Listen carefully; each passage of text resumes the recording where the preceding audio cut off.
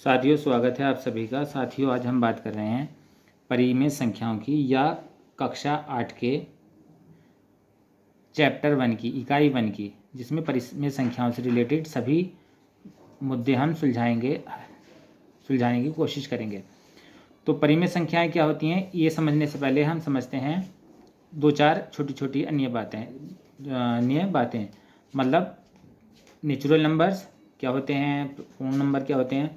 तो natural number प्राकृतिक संख्याएं 1 2 3 4 5 6, ये सारी जो होती हैं वो सब नेचुरल नंबर्स होते हैं। पूर्ण संख्याएं क्या होती हैं, होल नंबर्स। अगर नेचुरल नंबर्स में हम ज़ीरो और इंक्लूड कर दें तो वो होल नंबर्स हो जाते हैं, पूर्ण नंबर्स हो जाते हैं, पूर्ण संख्याएं हो जाती हैं। इसी तरीके से पूर्णांक होते हैं इंटीजर्स पूर्णांक धन पूर्णांक भी होते हैं, ऋण पूर्णांक भी होते हैं और जीरो पूर्णांक भी होते हैं। 0 1 2 3 4 5 ये पॉजिटिव हो गए, ये 0 शून्य पूर्णांक हो गया, और ये -1 -2 -3 -4 -5 ये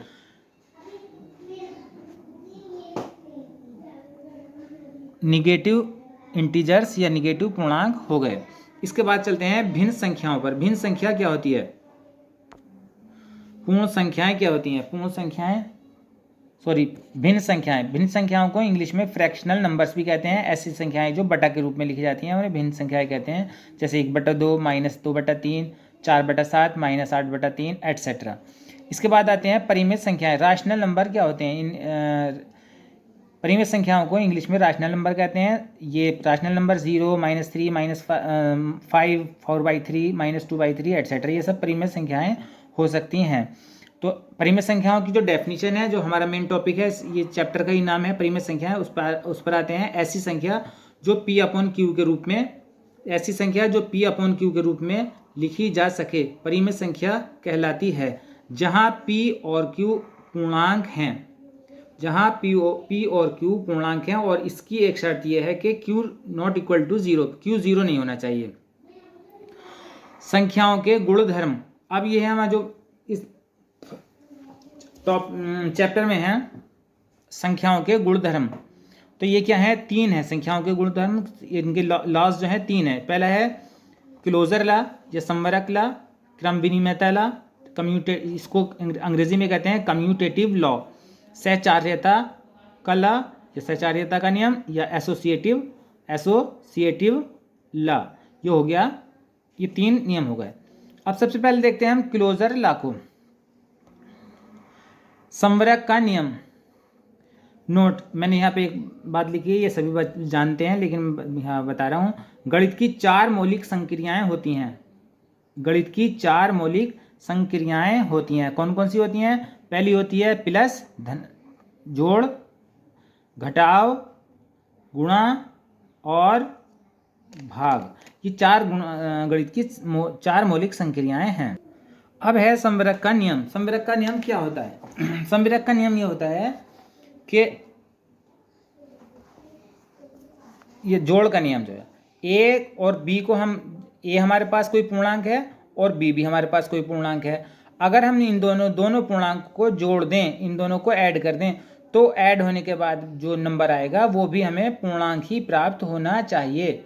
अगर ऐसा है तो ये संवरक का नियम का पालन करेगा। यदि आंसर भी 2 पूर्णांकों का पूर्णांक है तो क्लोजर लॉ का पालन कर रहा है। यदि 2 पूर्णांकों का जोड़ एक पूर्णांक नहीं है, यदि इन दोनों पूर्णांकों का जोड़ एक पूर्णांक नहीं होता है, तो संवरक के नियम का पालन नहीं करता है। घटाव का नियम है, तो घटाव में a - b = ab। यदि हमारे पास 2 पूर्णांक है, a और b 2 पूर्णांक हैं, और दोनों जो है इनका जो टोटल आ रहा है, जोड़ने के बाद आ रहा है, सम आ रहा है, वो है ab। ये और ab जो है ये भी पूर्णांक है। तो संवरक का नियम जो है घटाव भी एक पूर्णांक है। तो यदि 2 पूर्णांकों का घटाव भी एक पूर्णांक है तो वह भी संवरक के नियम का पालन करता है। ये हमारे पास नियम हो गए। पहला नियम हो गया हमारा संवरक का नियम या क्लोजर लॉ।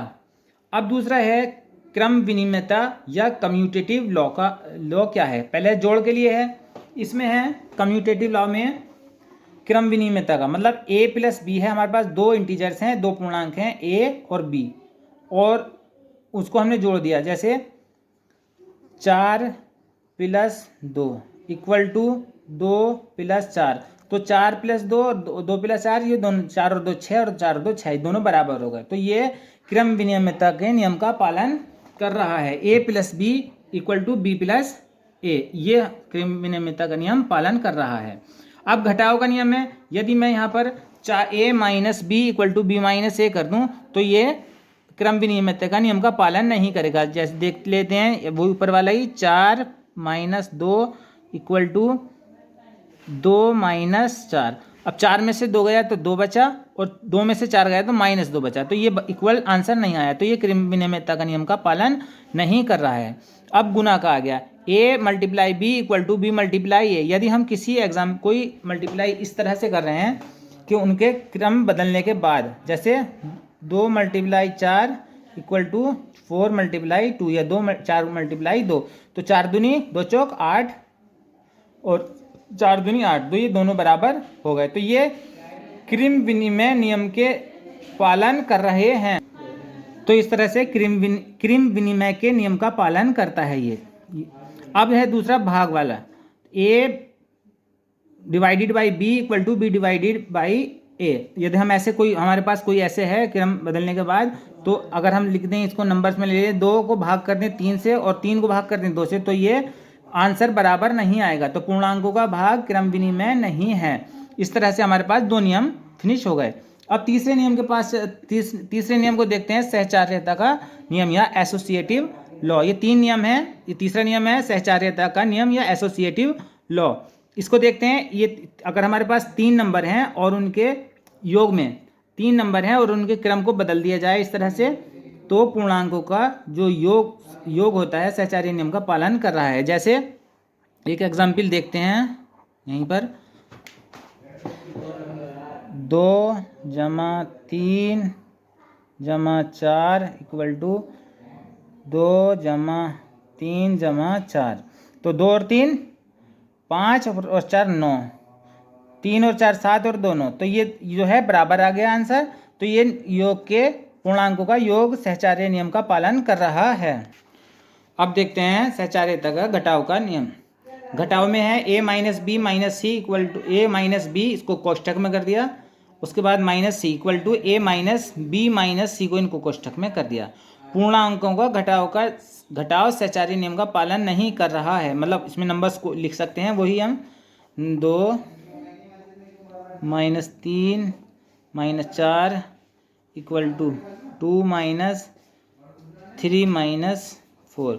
अब यहाँ से 2 में से 3 गए तो 1 बचा माइनस का, माइनस माइनस 5, और 2 माइनस 3 में से माइनस कर दिया हमने यहाँ पर 1, तो यहाँ पर 4, तो यहाँ पर जो माइनस का है माइनस माइनस प्लस, तो ये आंसर बराबर नहीं आ रहा है, -5 इक्वल टू 3, तो ये पालन नहीं कर रहा है। इसी तरीके से हम गुणाकर करके देख लेंगे, a multiply B equal to multiply C, a multiply B कोष्ठक बंद multiply C equal to a multiply B multiply कोष्ठक शुरू और b मल्टीप्लाई सी। पूर्णांकों का गुणनफल बराबर है, अतः अगर इसमें यहाँ पर नंबर यही लिख दें तो पूर्णांकों का गुणनफल बराबर आएगा, a equal to 2 b equal to 3, ऐसे नंबर रखने के बाद बराबर आएगा। तो सहचार्य के नियम का पालन कर रहे हैं।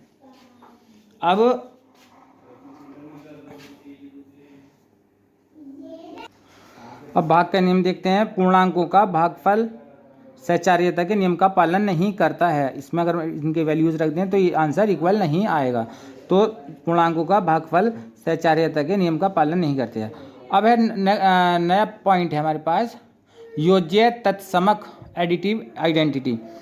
जब किसी संख्या में शून्य जोड़ा जाता है, किसी भी संख्या में जोड़ दें तो योगफल में कोई परिवर्तन नहीं होता, जैसे 4 जमा 0 इक्वल आंसर आ जाएगा 4। अतः सभी संख्याओं के लिए शून्य एक योज्य तत्समक है, जैसे 4 जमा 0 4, 5 जमा 0 5, तो ये सब जीरो को किसी संख्या में जोड़ने से कोई अंतर नहीं।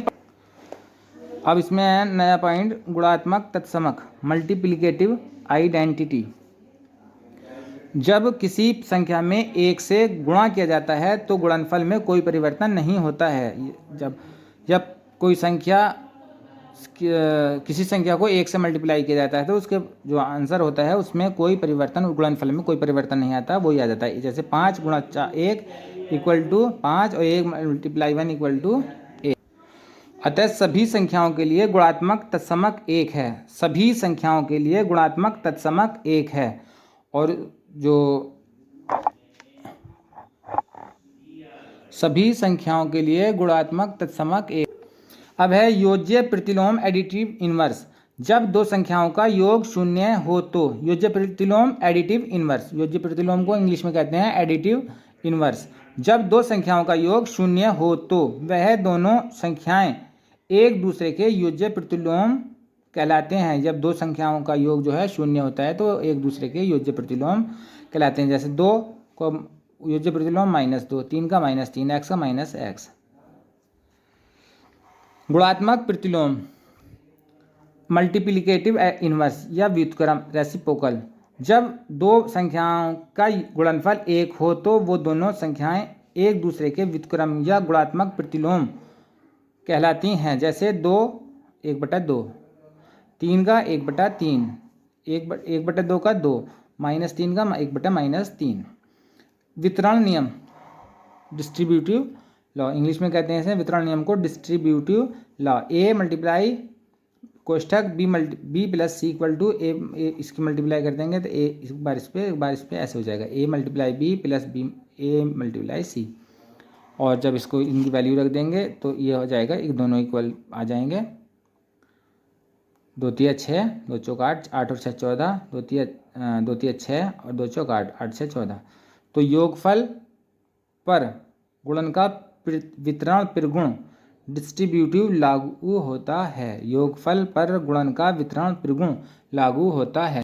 तो साथियों, इस तरह से ये चैप्टर 1 के इकाई 1 के जो मुख्य पॉइंट्स थे वो मैंने यहाँ पर शेयर किए हैं। एक्सरसाइज के लिए प्रतिदिन एक एक्सरसाइज पोस्ट करूँगा अपनी कक्षा 8 की किताब से, जिससे आप सभी लाभ उठा सकते हैं। यदि चैनल पर नए हैं तो चैनल को सब्सक्राइब करना न भूलें। आप सभी का धन्यवाद।